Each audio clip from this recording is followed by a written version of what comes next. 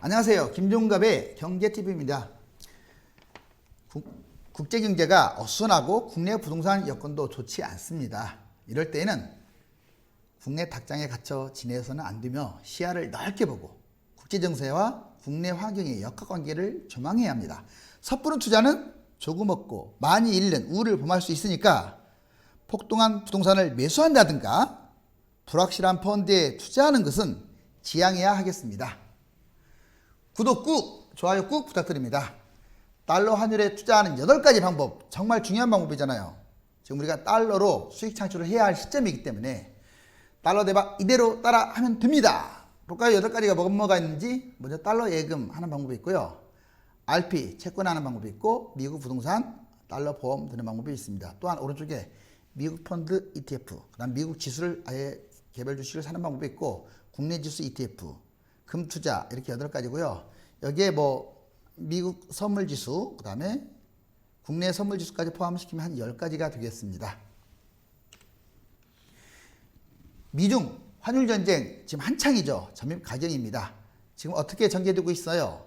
처음에 관세 전쟁에서 이제는 관세가 아닌 비관세 전쟁으로 좀 확대됐다가, 그 다음에 달러, 채권, 금 투자, 바로 이런 부분으로 확대되고 있습니다. 그런데 이게 앞에 미중 환율 전쟁 때문에 지금 달러, 채권, 금 투자가 상당히 호황을 이루고 있는데, 유튜브에서 이런 논란이 있죠. 특히 리디노미네이션, 유튜브 리디노미네이션 관련 부동산 폭등설, 5억짜리 집이 50만 원 되면 싸게 느껴진다. 당연히 리디노미네이션이 하면 이런 현상이 벌어지겠죠. 근데 이거 정말 내가 여러분께 단언하지만 지금 어렵습니다. 왜? 가장 큰 이유는 집값이 너무 비싸요.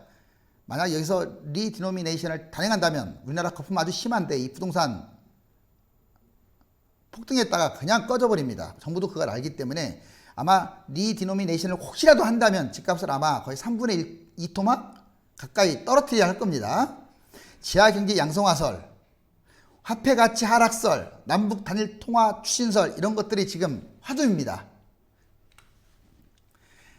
미중 환율 전쟁, 달러, 채권, 금 투자, 지금 이쪽에 지금 사람들이 몰려 있어요. 달러, 채권, 금 투자, 이거 기억하세요. 미중 무역 분쟁 확전 조짐, 금, 채권, 달러에만 지금 사람들이 돈이 몰리고 있어요. 그래서 특히 다른 것들은 좀 잘 모르고 무거우니까 달러 쪽에 많이 관심을 갖고 있어요. 미중 무역 분쟁 장기화 우려, 실질적으로 장기화 지금 될 가능성도 큽니다. 그래서 안전자산으로 자금이 계속 유입되다 보니까 이 3가지 쪽으로 지금 몰리는 형태죠. 그리고 금, 달러, 선물, ETF 거래량 급증, 채권형 펀드로 자금이 계속 지금 유입되고 있습니다. 금융시장 불안에 리디노미네이션까지 불안감을 증폭하고 있고요. 우리 주식시장, 미국 국채 거꾸로 움직인다는 거 알아두세요. 이제 주식시장이 떨어지면 미국 국채는 오히려 더 올라가고 수익률이 높아집니다. 최근 1년간 수익률 아주 높아요. 왜? 최근 1년간 지금 달러에 투자하고 채권에 투자하고 금 투자한 분들은 높을 수밖에 없습니다.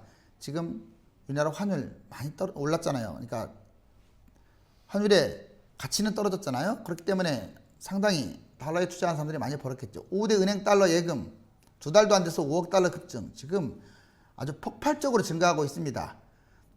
지금 미중 무역 분쟁의 당사자인 중국 있죠. 중국의 지금 상위 클래스들, 돈 많은 재벌가들, 이 사람들이 부동산 팔고요. 지금 튈 생각을 많이 한대요. 정말입니다. 미국이 지금 중국이 상당히 위험한 상황이에요. 어디까지 얼마만큼 커졌는지는 모르겠지만 우리나라는 옛날에 금모으기로 했잖아요. 근데 중국 재벌가들은 지금 도망갈 생각. 만약 이게 확대되고 하면 처음에는 막 억압하겠지만 시진핑이 결국 이 문제로 나중에 중국은 자멸할 우려도 있습니다. 8번 치솟는 환율 달러 예금 뭉칫돈 상투주의보. 그렇죠. 지금 너무 올랐어요. 단기적으로. 이제 지금 막 들어가면 어떠나요? 지금은 조금 숨을 가라앉히세요. 강달러 추가 수요 여전. 단기 급등 위험성은 크고 추가 수요는 이제 장기적으로 여전하니까 일단 조금 달러 가치가 좀 내려오면 그때 여러분들이 투자해도 늦지 않습니다. 최근 이제 환율 전쟁, 이거 상당히 무서운 건데 지금 관찰 대상국이라고 있습니다. 사실상은 중국을 겨냥한 거예요. 중국을 환율 조작국 해가지고 지금 금융시장을 전면 개방하게 하려고 하는 거예요. 그러면 중국은 자멸하거든요. 그걸 지금 트럼프가 노리고 있습니다. 여기 보시면 미 환율 보고서의 환율 관찰 대상국, 자 우리나라도 포함됩니다. 중국이 지금 이 세 가지 평가 요소가 있어요. 대미 무역 적자가 어떻냐, 경상 흑자는 어떻냐, 지속적 일방의 시장 개입이 어떻냐, 이 세 가지를 놓고 지금 미국이 환율 조작국이다 아니다 이걸 판단하는 겁니다. 아직까지는 세 가지 충족한 나라들이 없으니까 관찰 대상국이에요. 중국은 한 가지밖에 충족 안 해서 현재는 안전해 보이지만 무려 여기 보세요. 무역 흑자가 압도적이죠. 3,750억 달러입니다. 다른 나라들은 비슷해요. 우리나라도 포함됩니다.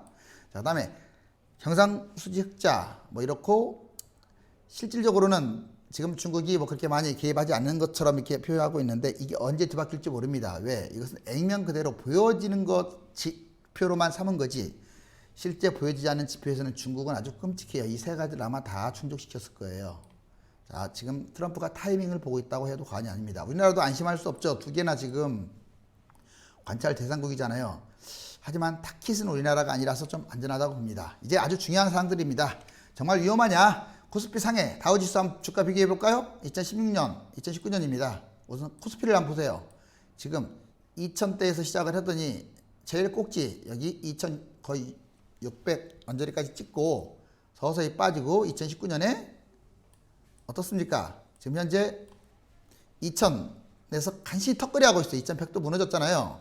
자, 여기 보시면 상해 종합지수도 비슷합니다. 자, 1950 바닥까지 찍었는데 금융위기 때 어떻습니까?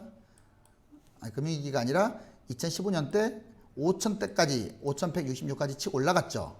그러던 것이 다시 우리나라처럼 여기 보시면 거의 쌍둥이 같죠. 우리나라하고 흐름이. 자, 흐름이 거의 쌍둥이 같습니다. 그래서 최근 지금 2800대 박스권에 갇혀 있다라는 거. 그런데 나홀로 호황이 누굽니까? 여기 보세요. 자, 2009년 취저를 찍었었죠. 그때 금융위기 때 바로 미국입니다. 다우지수예요. 여기 지금 최고 26,000까지 찍고 조금 내려갔다가 다시 또 25,000에서 왔다 갔다 하는데 한국과 중국 지수가 이렇게 헤매는 동안에 미국은 상당히 지금 안정적인 흐름, 성장률도 높고요. 지금 그래서 금융위기설이 솔솔 나오는 겁니다. 환율도 한번 볼까요? 자, 원화, 위안화, 달러 비교를 같이 한번 해보자고요. 지금 먼저 원달러 환율. 자, 미국발 금융위기 2009년 때 1,500까지 찍었다가 이제 서서히 내려와가지고 1,300대 보여지고 그 다음에 퓨저 천선까지 이렇게 안정화 기류를 보인 적이 있죠. 그러다가 다시 또 치고 올라갑니다. 이때 1227 오름폭을 이렇게 하다가 다시 또 치고 올라가서 1200 겨우 턱걸이인 1955까지 지금 찍었죠. 근데 이 지금 전고점 있죠. 1227 여기를 지금 무너뜨리면 이게 쉽게 말하면 1200선이 무너지면요. 이건 뭐 1300까지 이 선은 이제 심리적으로 무너지는 거기 때문에 지금 1200선이 무너지냐 안 무너지냐가 상당히 중요해요. 중국 위안화도 마찬가지입니다. 미국발 금융위기 때 7.16, 뭐 7을 한참 넘겼다가 서서히 떨어져서 6점대까지 떨어졌다가 지금 보시면 어떻습니까? 자, 여기 최근 여기 거의 6.8, 9 이 정도 선입니다. 역시 7에 좀 가까운 선이에요. 지금 우리나라도 그렇고 중국도 그렇고 원화, 위안화가 거의 동반 비슷한 흐름을 보이고 있죠. 그렇죠? 자, 그러면 여기서 위험한 것은 여기 7을 돌파한 다음에 상당히 위험하겠죠. 우리나라 역시 여기 전고점인 1.2, 1.3까지 가면 사실상 금융위기라고 보시면 돼요. 그러니까 1300을 넘기면 금융위기라고 봅니다. 원화. 그러니까 여러분들은 지금은 관망하는 게 최선이에요. 원달러 환율 추이 방금 얘기했지만 지금 2017년에 1200이었던 게 쭉 1054까지 갔다가 최근에 어떻습니까? 기하급수적으로 올라서 최고치인 1195.7까지 찍었죠. 자, 그러다가 다행히 최근에는 조금 내려오고 있어요. 그래서 지금 1185원대입니다. 유아예금 투자 계산하는 방법. 자, 이제 본격적으로 어떻게 투자하느냐. 첫 번째 예금이 있습니다. 유아예금에 투자하는 방법. 이거 아주 쉬워요. 유아를 그대로 넣을 수 있도록 계좌를 만드는 건데 일단 은행에 가세요. 그래서 예금 통장 개설하고 달러만이 아니라 다른 나라 화폐도 입금 가능하지만 환전 수수료가 달러만 할인폭이 커요. 이게 할인폭이 중요합니다. 다른 나라는 뭐 40% 든다면 여기 보세요. 달러 환전 시 90% 할인입니다. 나머지 캐나다 달러 등은 아주 할인이 폭이 적어요. 수수료 체계가 다르기 때문에. 그래서 특히 지금 달러가 중요하지 뭐 다른 게 중요한 게 아니잖아요. 그다음에 현찰로 환전하는 경우 수수료가 가장 비쌉니다. 그러니까 여러분들이 외국 여행 간다든가 직접 바꿀 때 이게 바로 현찰로 환전하는 경우잖아요. 수수료 아주 비싸잖아요. 수수료가 너무나. 근데 외화 예금 이체하는 경우는 수수료가 가장 저렴합니다. 그래서 은행에 가서 외화 예금을 하는 거예요. 외화 예금을 만든 다음에 딜을 합니다. 또 뭐 깎을 수도 있어요. 상황에 따라서. 자, 그리고 아까 90%까지 할인을 해주잖아요. 어찌됐거나 수수료 깎는 노력도 필요하다. 예금자 뭐 5천만까지 가능합니다. 그런데 나는 이것도 주기 싫다. 그럼 모바일도 가능해요, 여러분들. 자, 외화 예금 가능하며 기간별 자동 연장 가능합니다. 전신환 수수료라고 있어요. 전신환 수수료 송금받은 경우 현금으로 인출하게 되면 1%의 수수료가 붙어요. 정말 화가 나겠죠. 1%라면 단 환전해가지고 원화로 바로 환전한 경우에는 1% 수수료가 붙지 않는다. 이것도 참고적으로 알아두세요. 달러 예금 2. 자, 이번에 달러 계속 예금을 하는 방법을 계속 알아보겠습니다. 신한은행 국민은행 어플에서 환율 우대 90% 해주고 금고 기능을 한다 이렇게 말하고 있어요. 그러니까 달러로 바꾼다고 해도 금고 기능을 하기 때문에 그렇게 수수료를 많이 받지 않습니다. 미중 무역 분쟁 진정 기미가 안 보입니다. 지금 조만간 1200 아마 돌파할 것이라는 게 지배적이에요. 시중은행 특별금리 내걸고 위화 예금 고객 모시기 나서고 있습니다. 가뜩이나 지금 달러에 관심 많은데 시중은행들이 여기에 지금 엄청난 영업 전선을 펼치고 있죠. 특히 5대 신용금융, 신한, KB국민, 우리, KB 하나, NH동협 이렇게 5대 은행이 보유한 달러 정기예금 규모는요. 5월 17일 130억 6,775만 달러에서 2억 475만 달러가 증가했어요. 갈수록 증가하고 있다 이 말이에요. 달러 환율이 여기 보세요. 1180에서 2500선에서 등락할 것으로 지금 전문가들은 예상하고 있어요. 1200 마지노선이 무너지면 근데 이거 약간 위험합니다. 지금 1200선이 무너지지 않았기 때문에 뭘 투자하면 안 된다는 겁니다. 제가 아직은 좀 지켜볼 단계예요. 근데 1200이 무너지고 1300 언저리 갔다 이건 뭔가 액션을 취해야 할 때가 되겠죠. 자, 아무튼 최악의 상황은 어느 상황이냐? 금융위기 1300, 저는 1300을 금융위기 전초전으로 보고 있습니다. 1250선도 단기 아주 안 좋은 상황이고요. 달러 예적금 통해 환율이 떨어질 때까지 기다렸다가 여기 이게 중요해요. 조금씩 사들이는 방법. 언제? 환율이 떨어질 때. 지금은 너무 높잖아요. 1200이잖아요. 그러니까 1150이나 1100 됐을 때 조금씩 사들이라고요. 어차피 1000으로 갈 것 같지는 않으니까. 재수 없으면 1800으로 날아가니까. 근데 지금 하기에는 좀 애매하니까 좀 떨어질 때. 수익률은 낮아지지만 변동성이 그때 위험을 낮출 수가 있습니다. 위험 관리도 리스크 관리도 중요하잖아요. 달러 예금은 만기 시 환차익 비과세이고요. 금융종합과세 대상에서도 제외된다는 장점이 있습니다. 얼마나 좋습니까? 환차익 비과세고 금융종합소득과세 대상에서 제외된다. 이자 수익의 15.4% 이자 수익세만 내면 돼요. 해외 송금 수수료 포함한 각종 수수료 비용도 면제가 됩니다. 자, 하지만 강달러 때 팔아라. 지금 1200까지 언저리까지 올라왔잖아요. 시중은행 달러 예금 반년 만에 6.8조. 그러니까 4월 달까지는 계속 또 감소됐어요. 왜? 환차익을 노린 기업이나 개인들이 차익 실현을 했잖아요. 그러니까 팔았어요. 그러다 보니까 좀 줄었어요. 특히 347억 2242억 달러와 비교하면 4월 한 달 13억 달러가 급감했습니다. 그런데 다시 또 5월달 들어서 또 올라가고 있어요. 왜? 장기전 지금 미국과 중국이 단순간에 끝날 것 같지가 않으니까. 그렇지만 신중한 투자도 필요하다. 일단 1200원 넘기기가 어렵다. 정부도 강력하게 방어체제를 가지려고 노력하고 있고요. 참고적으로 위화예금 시 가입 시 혜택은 이러한 것들이 있다. 여러분들 참고적으로 이거 알아두세요. 어떤 걸 가입해야 돼요? 뭘 해야 돼요? 이 은행들에 있는 거예요. 부동자금 추이. 부동자금에 대한 썰은 많습니다. 여기 보시면 2018년 3월 달에 962조 정도 됐어요. 자, 그런데 2019년 3월 점점 올라가가지고 982조, 1265억, 약 1000조 정도 됐죠. 1000조. 부동자금이 점점 늘어나고 있는데 갈 곳을 잃었어요. 국내 부동산에 투자하자니 거품이 세계 최강 수준이라서 누가 사겠어요. 부동산을. 해외 부동산에 투자하자니 지금 금융위기다 뭐다. 뭐 펀드도 마찬가지고. 그러니까 환율, 금, 채권 이런 쪽에 몰리고 있는데 이것도 지금 만약 금융위기가 일어나지 않으면 손실을 보잖아요. 딜레마에 빠졌습니다. 미국 주식 이번에 두 번째 매수하는 방법은요. 미국 주식을 직접 매수하는 방법이 있습니다. 자, 이것은 조심할 점이 있어요. 선수들만 좀 하세요. 알았어요? 국내 주식은 상한가 하한가가 있어요. 그러다 보니까 안전장치가 있는데 여기는 없습니다. 안전장치가 없어서 하루 만에 그냥 다 손실 봐볼 수도 있어요. 전액 손실 또는 대폭 손실. 해외 투자자 이게 해외 투자는 정보가 취약해요. 상대적으로 여러분들 펀드 회사도 마찬가지예요. PB들도 취약합니다. 영어를 모르기 때문에 그렇죠. 회사 정보도 취약하고 유경험자 투자 좀 권합니다. 소득세 징수, 여기 양도소득세, 산 가격과 판 가격이 차익인데 국내 주식은 양도소득세가 없습니다. 근데 미국 개별 주식은 양도소득세가 발생한다는 거. 250만 원 이하는 면제합니다. 세율 기본 22%. 배당 소득세, 미국이 한국보다 배당이 센 편이에요. 배당 소득 15%. 그 다음에 배당 소득이 2천만 원 넘으면 종합소득세 발생한다는 거. 배당 이자 총계가 2천만 원 이하가 되도록 좀 노력을 해야겠죠. 선물 시장, 선물이라고 갖고 있다고 그랬잖아요. 현물 선물. 이게 뭐 선물할 때 선물이 아닙니다. 먼저 선자 선물이에요. 낙폭이 커서 위험함으로 환차익으로 만족을 해야겠습니다. 이게 중요해요. 환차익으로. 증권사 PB 담당자와 연계해서 진행하는 게 좋습니다. 대신에 PB가 장난칠 수 있기 때문에 신뢰감이 필요하고요. 고수익, 고위험. 이 하나 리스크가 큰 만큼 이득이 센 거예요.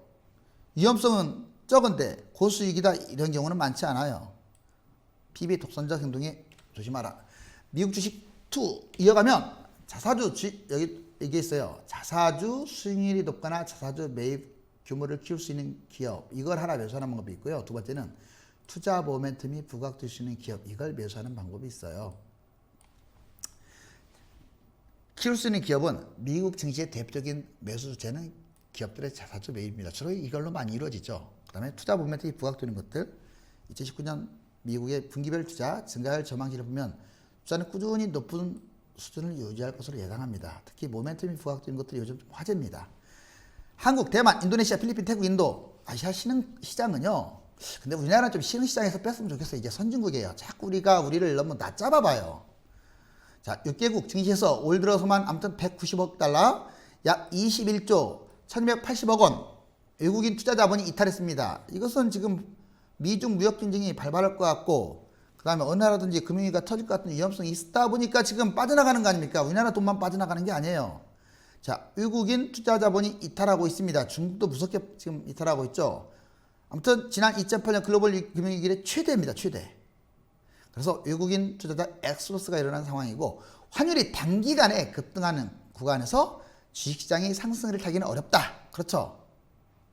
환율이 지금 계속 급등하는데 주식시장하고는 거꾸로 가는데 무슨 상승세, 하락세 타겠죠. 증시가 안정되기 위해서는 환율 급등세가 꺾여야 합니다.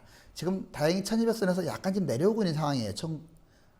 1195까지 갔다가 1180선 이렇게. 주가 그대로여도 환율 오르면 수익이 납니다. 그래서 환차익을 하는 거죠. 지금보다 원화 환율 가치 상승 시 미국 주식 계좌에 여러 번 나누어서 아까 얘기했잖아요. 계좌에 여러 번 나눠서 달러 예수금을 계속 넣으세요. 자, 우리나라 돈 가치가 올라갔을 때, 좋아졌을 때 미국 개별 주식은 유경험자만 해라. 미국 S&P 500 기업들의 자사주 수익률과 배당 수익률을 봤더니 2007년이고 2019년이에요. 먼저 자사주 수익률 지금 이거는요 3월 기준으로 계속 지금 수익률이 나고 있죠. 왜? 미국 주가가 계속 올라갔잖아요. 그 다음에 배당 수익률도 이 선대에서 계속 안정적으로 유지하고 있습니다. 그래서 미국 주식이 지금까지는 그렇게 큰 손실은 안 봤어요. 좀 우량주 위주로 샀다면. 하지만 앞으로는 좀 조심하세요. 자, 국내 ETF 이번에 세 번째입니다. 국내 ETF 지수입니다. 달러 ETF 지수가 오른 만큼 수익률도 비례하여 상승한다. 현물은 현재 가격 선물은 앞으로 살 가격 예약 같죠. 현재 가격 앞으로 가격차를 가지고 수익 발생 환차익을 노리는 거죠. 달러 선물 레버리지 ETF 이게 달러 선물이라고 있어요. 이걸 사라 이거예요. 국내 ETF에서 이 달러에 투자를 하게 되면 달러가 가치가 상승하면 돈을 번다 이거예요. 정상적인 ETF는 곱하기 1, 2배라면 레버리지 ETF, 레버리지는 이것은 곱하기 2, 3배씩까지 가능합니다. 우리나라 경우는 곱하기 2가 한계고요. 4배는 미국 ETF에서 투자하시면 돼요. 떨어지는데 수익이 나고 싶다면 인버스 ETF, 인버스는 거꾸로 지수가 떨어져야 그러니까 여러분들 달러 지수가 떨어져야만이 나는 거죠. 수익 인버스도 곱하기 2, x3 가능하다. 그 다음에 강달러 달러 선물 ETF 수익률 껑충 이렇게 뉴스에 나와 있죠. 삼성 코덱스 올 14%로 가장 높다. 뭔 말이냐? 지금 강달러다 보니까 자 달러 ETF 특히 뭐 레버리지 투자하는 사람들도 많이 벌었겠죠. 그런데 달러 선물 인버스 이번에 손해 보면 달러가 떨어지면 먹는 것에 한 사람들은 크게 꼬꾸라졌어요. 달러 가치화 하락을 기대하는 인버스 상품의 수익률은 크게 꼬꾸라진 반면에 자 키움 KOSEF 미국 달러 선물 인버스 자, 이것들은 여기 보세요. 12.68 그다음 미래에셋 이것도 12.29 아주 큰 손실을 보고 있다. 국내 ETF 지수 자 참고적으로 이제 달러 ETF가 아니래도 이제 국내 ETF에 대해서 한번 정리를 해봤어요. X1, X2, X3가 있고요. X3는 제한적입니다. 이거 제가 저번에 해드렸잖아요. 원화로 묘사하여 달러 가치 환율이 차익이 없다. 양도세는 양도 차익이 여기는 차익이 없다고 했잖아요. 주식을 매수했기 때문에 그래. 아까는 이제 달러에 해당되는 걸 묘사한 거고 22에서 23%가 나간다. 종합 과세 합산되고요. 코스피 지수를 추정합니다.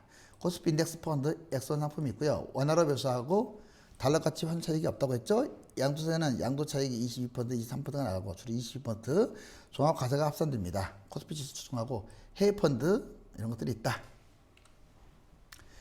국내 인버스 ETF 그다음에 코덱스 200 선물 인버스 ETF 아무튼 어차피 우리가 또 해외 ETF도 투자를 해야 하잖아요. 한번 알아둘 필요가 있습니다. 먼저 한국 코덱스 인버스 ETF X1 단위 상품이고요. X2 상품은 없어요. 자, 원화로 묘사하여 환율 차익이 없습니다.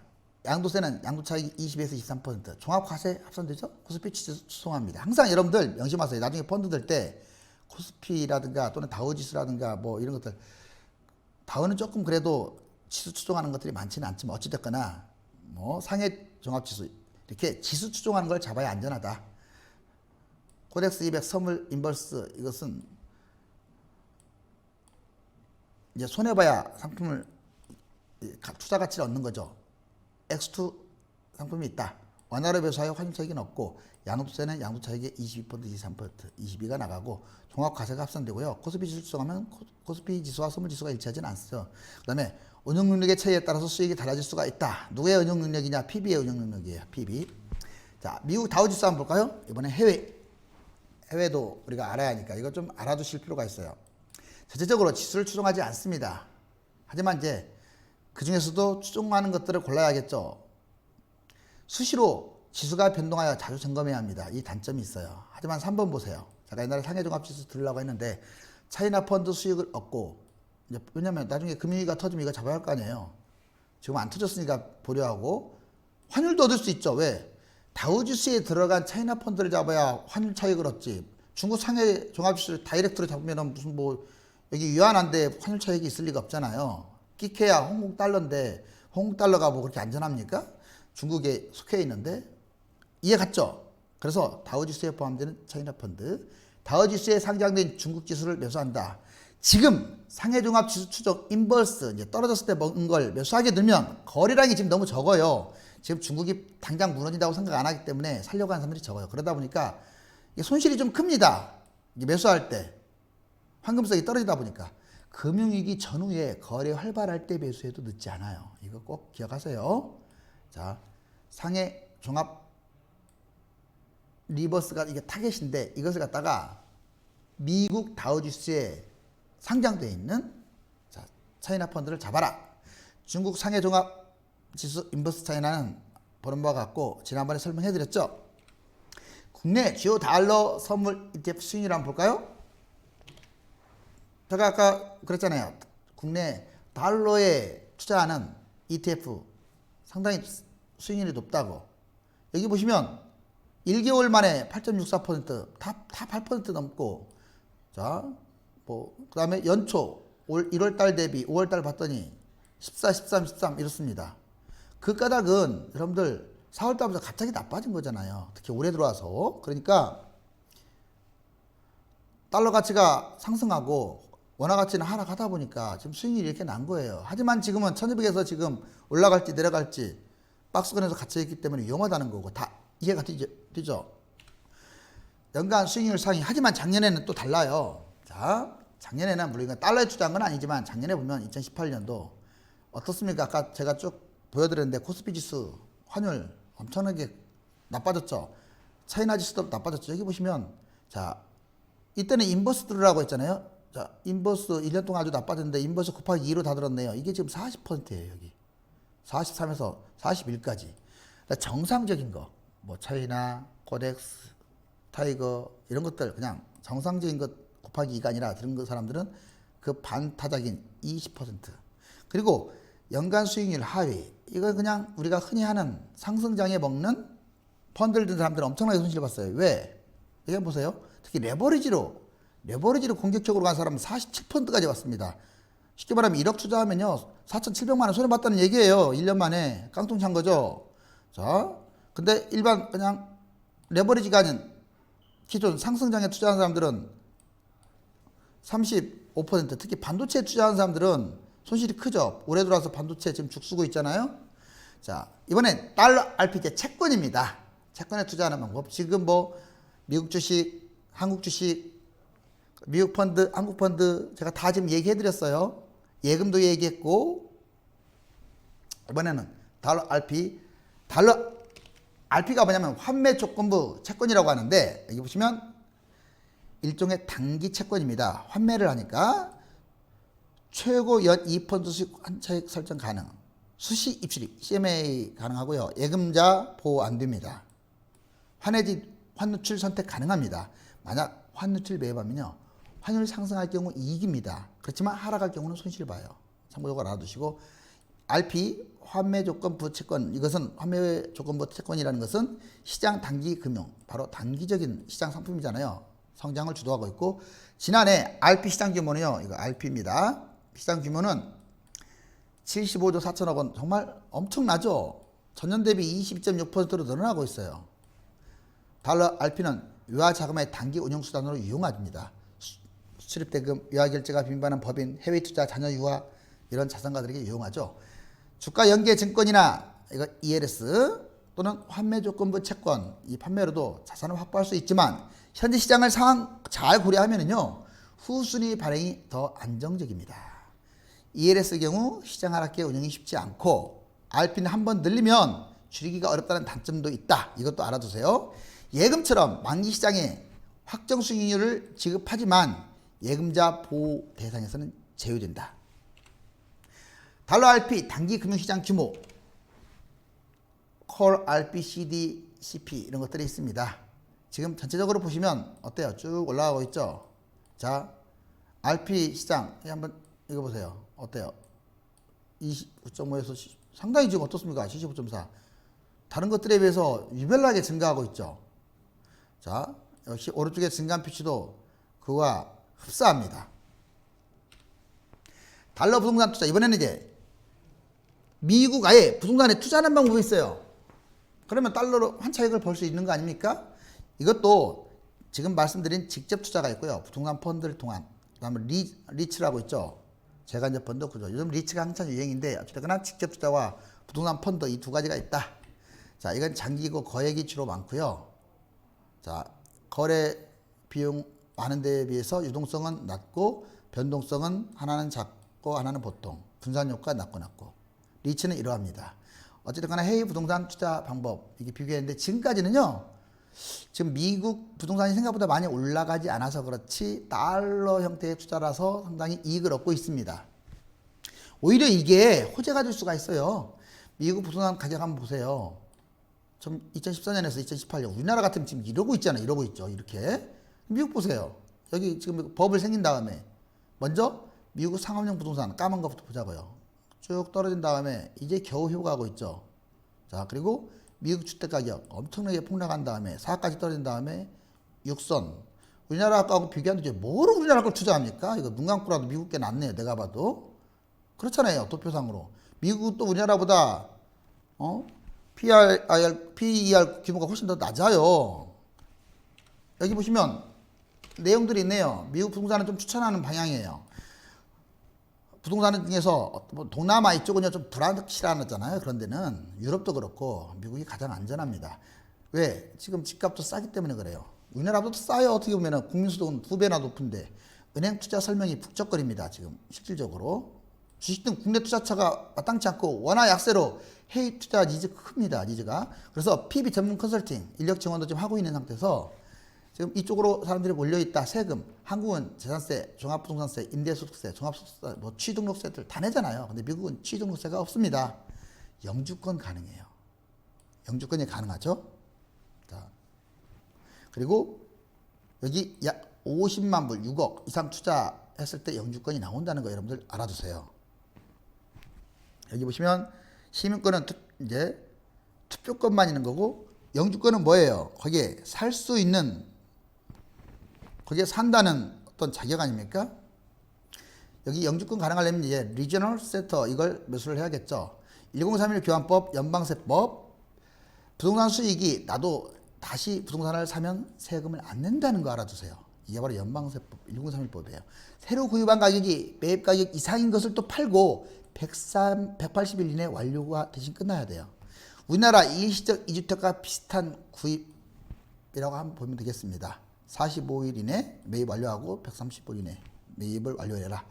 부동산 종류, 지역, 숫자, 제한 이런 것은 없습니다. 금액만 측정하면 가능합니다. 미국, 하지만 단점도 있어요. 7번. 미국 노력 비중이 지금 빠르게 증가하고 있어요. 그 다음에 글로벌 부동산 하락하고 있다는 게 또 미국은 이게 또 상처일 수가 있잖아요. 위험성이 있습니다. 중장기적으로는 하락세를 좀 부채질하지 않을까. 왜? 금융위기라도 터지면 또 곤두박질 치잖아요. 금융위기만 터지지 않는다면 미국이 안전합니다. 여러분들께 만약 투자 목적으로 국내를 매수한다. 왜 국내 매수합니까? 무조건 미국이에요. 투자 목적이라면. 상투장이니까. 실거주라면 뭐 우리나라 걸 매수해야겠지만. 자, 25 이제 달러 보험을 한번 보겠습니다. 보험은 좀 생소하죠. 보험. 그렇지만 달러 보험도 역시 달러로 환차익을 노릴 수 있는 큰 투자입니다. 근데 이것은 환차익이 단기적인 환차익을 노리거나 하는 것보다는 분산 투자, 실수요자에게 적합하다. 3.5%, 최저 보증 3.0, 예금 자부 5천까지 가능합니다. 추가 납입 플러스 중도 인출 가능하고요. 보험료를 달러로 내면요. 보험금, 중도 인출, 보험계약 대출, 만기 환급금 지급 때 달러로 받을 수 있다는 거. 단순 환차익을 노리면 위험하다고 했잖아요. 달러 보험은 기본적으로 장기 투자 상품입니다. 중간에 해지하면 오히려 상당한 중도 해지 수수료를 부담해야 돼요. 달러 보험, 장기 상품이라는 점에서 단기 환율 흐름 때문에 관심 주기보다는 10년 뒤에도 안전한 통화 자산으로 분류. 10년짜리 장기 상품 든다. 근데 사실 저는 이렇게 생각해요. 10년 지난다고 해서 달러가 뭐 나빠지겠어요? 그렇죠? 자, 아주 긍정적이겠죠. 금융위기라도 터지면 달러 보험 같은 게 어때요? 대박 터지는 거죠. 그래서 이것도 서서히 특히 외국에 자주 왔다 갔다 하시는 분들은 관심을 가질 필요는 있습니다. 달러 보험은 외국계에 있는 우리나라 그 보험회사들, 뭐 AI 생명이라든가, 자, 메트로라이프, 그 다음에 이거 보시면 여러 가지 오렌지 라이프 등 많죠. 프루덴셜 생명 참고하시기 바랍니다. 달러 보험, 연금보험, 저축보험, 종신보험. 달러 보험에는 세 가지가 있어요. 연금보험, 저축보험, 종신보험. 달러 연금보험은 연금 수령이 목적이겠죠.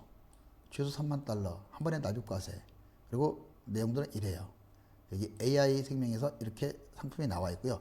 달러 저축보험은요, 10년 이상 유지해서 비과세 혜택을 받을 수 있습니다. 은행 금리보다 높지만 보험의 특성상 중도 해지 때 원금 손해가 발생하고, 달러 종신보험은요, 투자 성격보다 사망과 질병을 보장받는 상품이죠. 자, 상품은 이러이러합니다. 여러분들에게는 조금 해당되지 않죠. 뭐 영주권이나 있는 분들 제외하고는. 주요 보험사별 달러 보험 상품을 한번 정리해봤더니 메트라이프 생명, 프루덴셜 생명, AI 생명, 오렌지 라이프 생명. 자, 한번 내용들이 이러합니다. 이번에 금투자를 한번 알아볼까요? 자, 금투자. 부동산, 주식, 현금 다 불안하다. 안전자산은 금이 최고다. 전의 이동, 전의 피난이라고 합니다.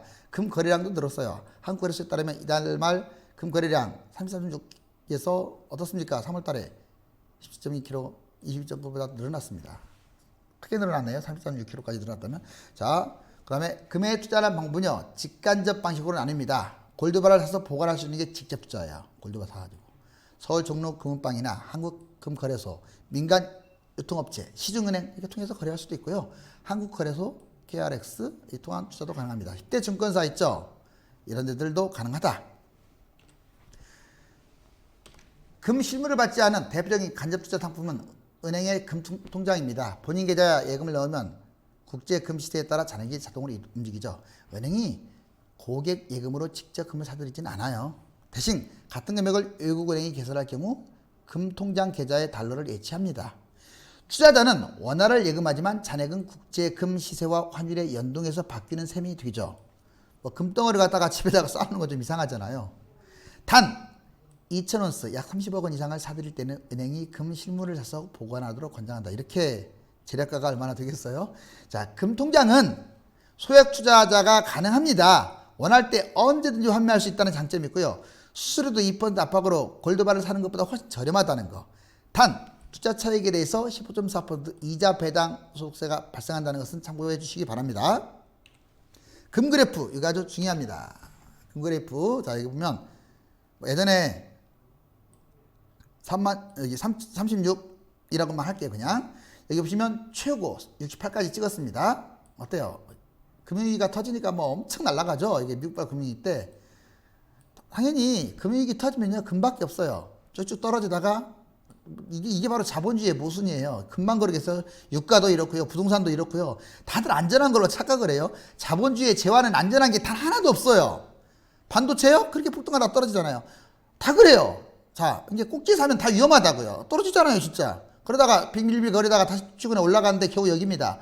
한 50 언저리 두 개네, 48 정도. 자, 88에서 48 거의 더블 떨어졌네요. 하지만 여기서 더블 올랐고. 왜 금을 저는 좋게 보냐면 여기 잘 한번 연결해 보세요. 꼭지에서 65죠. 48이죠. 여기 뭐 여기까지는 아니라도 여기 바닥을 한번 보자고요. 40 정도 되네요. 어때요? 먹을 게 2배네요. 이거의 2배잖아요. 그냥 단순히 비교했을 때. 그래서 금이 지금 엄청 거품이 심한 건 아니에요. 물론 이때 거품이 좀 심한 건 있었지만 금융위기라도 터진 날에는 전고점은 심리적으로 올라가 버리고 또 남겠죠. 그래서 금 투자도 우리가 생각을 해야 돼요. 제가 그래서 여러분께 금 그래프를 보여드린 겁니다. 자, 뜀박질하는 금값 여기 보시면 어때요? 19년 1월달부터 보자고요. 그냥 5월달 계속 지금 오르고 있네요. 여기까지. 자, 그리고 불안한 원달러 환율 지금 환율도 어떻습니까? 2019년 2월달 5월달 계속 오르고 있어요. 다행히 최근에 좀 안정적인 모습을 취하고 있는데 이게 안정이라고 할 수 없습니다. 언제 또 미중 환율 전쟁 터질지 몰라요. 금값 환율 그래프 채권형 사상 증강 아까하고 같은 내용들입니다. 여기 보시면 금값 계속 4만원대까지 그리고 여기 보시면 환율 계속 올랐죠? 여기 이제 채권형 펀드 이걸 설명하려고 여기다가 지시한 거고요. 환율 국제정세 종합정리 이제 총정리를 한번 해볼까요? 여러분들 지금 그럼 어떻게 하면 금융위기의 1단계의 위험성이 뭐냐? 잘 들으세요. 잘 들으세요.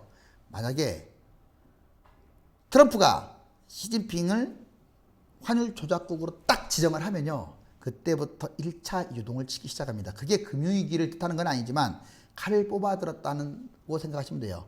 그때는 당장 들어가도 상관은 없습니다. 여기 보시면 한국 경제 장기적 위기일수록 달러 환율 전환을 해라. 그렇죠. 어떻게 장기적으로 갈수록 아마 1200에서 방어 못하고 계속 올라갈 거예요. 띄엄띄엄. 2014년부터 2019년 5월 현재 1020원부터 1179점 실질적으로는 1195까지 올라갔죠. 끝없이 상승했습니다. 4월 9일 5월 9일 3.3원 수익을 났고요. 계속 지금 1년간 수익도 10%다. 신용화폐 제도에서 자국화폐 가치 환율 중앙은행의 주업무 통화 조절이 핵심이죠. 중앙은행이 하는 역할은 통화량 조절이에요. 근데 물가 조절은 차선이고요. 객관적 지표 경상무역수지, 외환보유고, 대외관계, 국가부채 비율 이런 것들이 객관적 지표입니다. 전반적으로 좋지 않다고 했어요. 개인 신용이 연봉, 자산, 지위, 대출 금액과 금리가 결정하듯이 국가신용은 점적인 통화량 증가와 각종 국가 경제지표가 결정합니다. 자, 경상거래 위안화 약세, 수출 증대, 경기 회복하는데 자본거래 위안화 약세인데 의자가 유출된다. 이거 의자 유출. 외국인들이 빠져나간다. 코스피에서 빠져나간다. 상해지수에서 빠져나간다. 이건 금융위기 전조징후예요. 위안화 자 약세 역시 위안화 국제화의 차질을 가져오겠죠. 미국과 마찰, 관세 마찰, 비관세 마찰, 환율 전쟁 이 3단계로 지금 확전되고 있다. 인생에서 낙오하지 않으려면요. 그냥 뛰면 안 돼요. 뭐 하면서 뛴다? 생각하면서 뛰기 바랍니다. 지금까지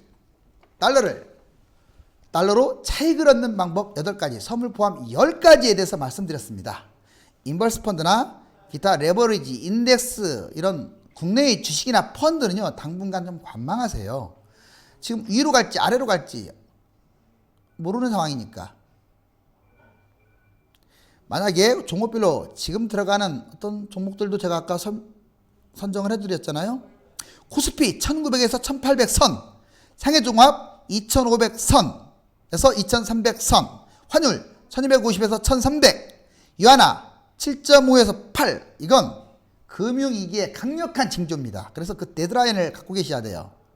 그리고 단기간 여러분들이 꼭 인버스를 뜨고 싶다, 떨어지는 거 있잖아요. 그때 수익을 내고 싶다. 지금은 조금 너무 아직은 안전치 못하니까 코스피는 2150선, 환율은 1150선, 위안화 6.5 전후, 상해종합 2900에서 3000선. 이럴 때 그때 타이밍이라고 할 수 있겠네요. 제가 구독자 여러분들께 타이밍을 제시할 거니까 구독하시고 방송으로 꾸준하게 시청해 주시기 바랍니다. 김용갑이었습니다. 감사합니다.